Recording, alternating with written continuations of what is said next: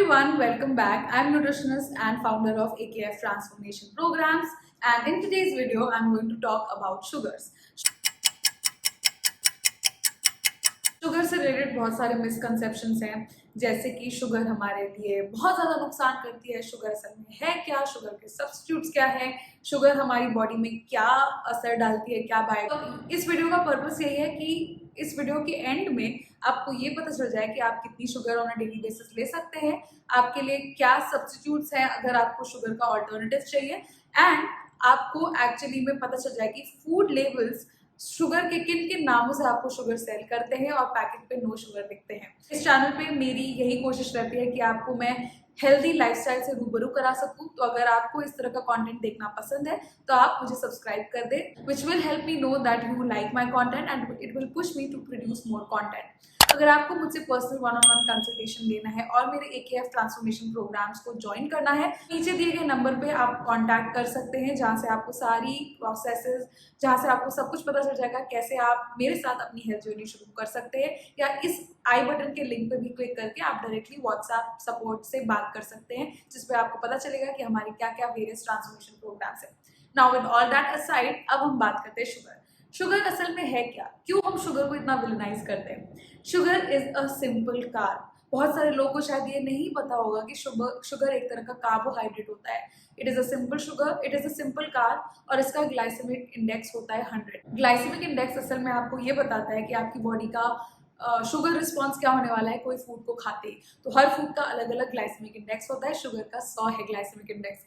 इसका मतलब क्या है, इसका मतलब ये है कि जैसे ही आप शुगर खाएंगे वैसे ही आपका इंसुलिन एकदम शूट अप करेगा एंड उसके बाद बहुत ज़्यादा बुरी तरीके से क्रैश करेगा। इसीलिए बहुत ज़्यादा शुगर स्पाइक्स होने की वजह से आपके मूड स्विंग्स भी होते हैं। People who are addicted to sugar. Sugar क्यों हार्मफुल है, ज़रूरत से ज़्यादा कोई भी चीज़ हार्मफुल है। इसी अगर आप एक्सेसिव क्वांटिटी में लें। शुगर दो तरीके की होती है, simple and processed. Simple sugars जो हमारे खाने में यानी कि फ्रूट्स में, वेजिटेबल्स में, एनिमल डेयरी प्रोडक्ट्स में पाई जाती है, जो फ्रक्टोज और लैक्टोज की तरह कॉमनली उसको बोला जाता है। और अगर हम किसी भी शुगर को प्रोसेस करें, जैसे आपने गन्ने के खेत से गन्ना लिया और उसको चूस लिया, तो जो आपने शुगर लिया वो फ्रक्टोज है। बट वहीं अगर वो चीनी की मिल में जाके उसकी प्रोसेसिंग हुई, तब वो प्रोसेस्ड शुगर के नाम से बेचा जाता है। So not everything which is labelled as process is bad. Of course day to day consumption के लिए आपको बहुत सारी चीज़ों की प्रोसेसिंग करनी पड़ती है ताकि उसकी शेल्फ लाइफ बढ़े और आप उसको ईजिली कन्वीनियंटली यूज कर सकें, है ना। हम सब तो खेत में जाके गन्ने नहीं ले आके आ सकते हैं, इट इज नॉट प्रैक्टिकल। इसीलिए प्रोसेसिंग शब्द से डरना नहीं है। चीज आजकल नो शुगर या लेस शुगर का बहुत ज्यादा चलन है, तो उसके बारे में थोड़ा सा बात कर लेते हैं। इसका मतलब क्या होता है नो शुगर या लेस शुगर। जैसे मैंने बोला, बहुत सारी चीजों में शुगर एज अ प्रिजर्वेटिव भी यूज किया जाता है। तो अगर आपने कोई भी चीज खरीदी जिसमें नो शुगर लिखा है, तो सबसे बड़ा इजी और अंडरस्टैंडेबल इंडिकेटर ये है कि वो सच बोल रहे हैं, कि उसकी शेल्फ लाइफ ऑलमोस्ट 7 डेज या 10 डेज, उससे ज़्यादा नहीं होती है। बिकॉज शुगर नहीं है तो प्रेजर्वेटिव की तरह या तो वो कुछ और ऐड करेंगे जो कि शायद और ज़्यादा हार्मफुल हो, या फिर वो शुगर को थोड़ी मात्रा में ऐड करके नो शुगर लिख देते हैं। FDA की गाइडलाइंस बहुत ज़्यादा क्लियर नहीं है फूड लेबल्स को लेके, इसीलिए जो फूड इंडस्ट्री है वो कुछ ना कुछ ताड़म तोड़ मटोड़ करके कोई भी प्रोडक्ट्स में थोड़ा बहुत शुगर डाल देते हैं और उसको लेबल कर देते हैं एश। और सो अगर कोई प्रोडक्ट वाकई में नो शुगर है और उसके अंदर मिठास है, इसका मतलब ये है कि वो कोई आर्टिफिशियल स्वीटनर जिसकी कैलोरीज 0 है और जिसका इंसुलिन रिस्पॉन्स नेग्लिजिबल है, वो प्रोडक्ट डाल रहे हैं आपके खाने में, जिसकी वजह से उसका आफ्टर टेस्ट और उसका टेस्ट स्वीट होता है, पर उसका आपकी इंसुलिन पे या ब्लड शुगर पे कोई रिस्पॉन्स। फूड लेबल्स कुछ नाम यूज करते हैं, जैसे सिरप्स, जैसे sucrose, galactose, maltose and fructose. Also long run में अगर आप कोई ऐसे हैं जो हर रोज फ्रूट जूस पी रहे हैं, it is not healthy for you because it will have a lot of concentrated fructose which is going to be harmful for you.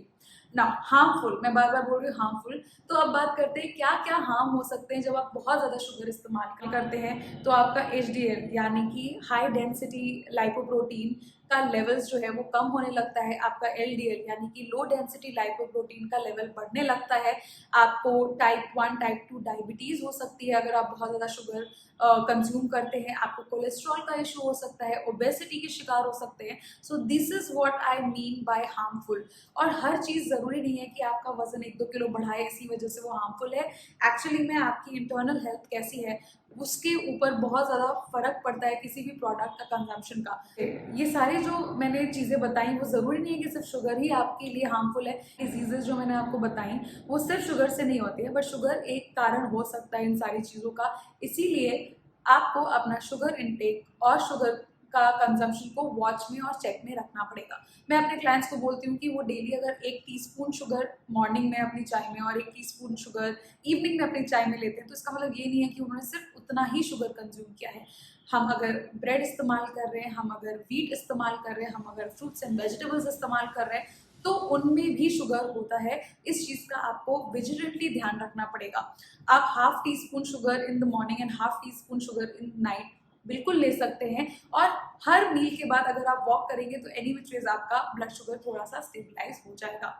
अब हम बात करते हैं कि उन लोगों के लिए जो हेल्थ फ्रीक्स हैं और शुगर फ्री चीज़ें यूज़ करना चाहते हैं, तो अपार्ट फ्रॉम शुगर आप क्या चीज़ें ले सकते हैं जो कि आर्टिफिशियल स्वीटनेस होते हैं but they are definitely processed. Number 1 on the list is stevia. Stevia एक प्लांट डेरिवेटिव है, साउथ अफ्रीका में बहुत ज़्यादा इजीली अवेलेबल होता है, तो उसकी प्रोसेसिंग होते होते ऑफकोर्स वो आर्टिफिशियल बन जाता है और इंडिया आते आते वो बहुत ज़्यादा महंगा भी हो जाता है। So it is expensive but stevia is one of the options. अगर आप स्टेविया ऑप्ट करना चाहते हैं तो आजकल स्टेविया लीव्स भी अवेलेबल है जिनका आप इस्तेमाल कर सकते हैं in your smoothies, in your tea, if that is what you are looking for.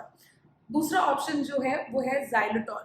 xylitol बहुत कॉमनली हमारे टूथपेस्ट या ओरल फूड प्रोडक्ट्स में, च्युइंगम्स वगैरह में यूज किया जाता है। It is a sugar alcohol and it is found in fruits and vegetables. तो अगेन उसका कॉन्सेंट्रेटेड फॉर्म आपको बेचा जाता है और उसका इंसुलिन रिस्पॉन्स शुगर से कम होता है, नील नहीं होता। जैसे स्टेविया में इंसुलिन रिस्पॉन्स 0 होता है, आपका शुगर लेवल राइज नहीं होगा, उसकी कैलोरीज भी 0 होती है।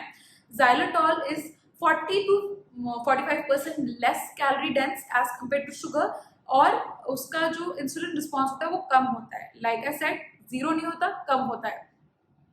Third is erythritol. Erythritol xylitol के कंपैरिजन में थोड़ा बेटर इसलिए होता है क्योंकि वो कैलोरीज में भी बहुत कम होता है। 1 gram will give you just 0.2 calories and it is negligible, right. का टेस्ट जो है वो शुगर की तरह ही थोड़ा थोड़ा होता है। अगेन एडिबल प्रोडक्ट्स में एरिथ्रोटॉल काफ़ी ज़्यादा यूज होता है, specially in no sugar brownies and cakes. हाँ, शुगर की वजह से जो फ्लफीनेस आती है केक्स में, वो अगर आप शुगर फ्री के साथ केक बनाएंगे तो उसमें वो नहीं आएगी। सो वो एक चीज़ है जिसका आपको ध्यान रखना है, but this is also good. Last option which is widely used in cold drinks and no sugar coffees is aspartame, जो कि कोल्ड कॉफीज में और कोल्ड ड्रिंक्स में या 0 कैलोरी कोक और पेप्सी वगैरह जो आजकल सेल होती है उसमें आस्पार्टेम का इस्तेमाल किया जाता है। ये चारों जो स्वीटनर्स हैं इनके ड्रॉबैक्स भी हैं, सब कुछ एकदम हेल्दी नहीं है। तो over a period of time ऐसा बहुत सारी स्टडीज में पाया गया है कि इनका consumption can lead to indigestion, constipation, कभी कभी डायरिया। ये सारे साइड इफेक्ट्स रिसर्च में हैं। बहुत सारी रिसर्च ऐसी भी है जिसमें ये भी पाया गया है कि ये सब सेफ है।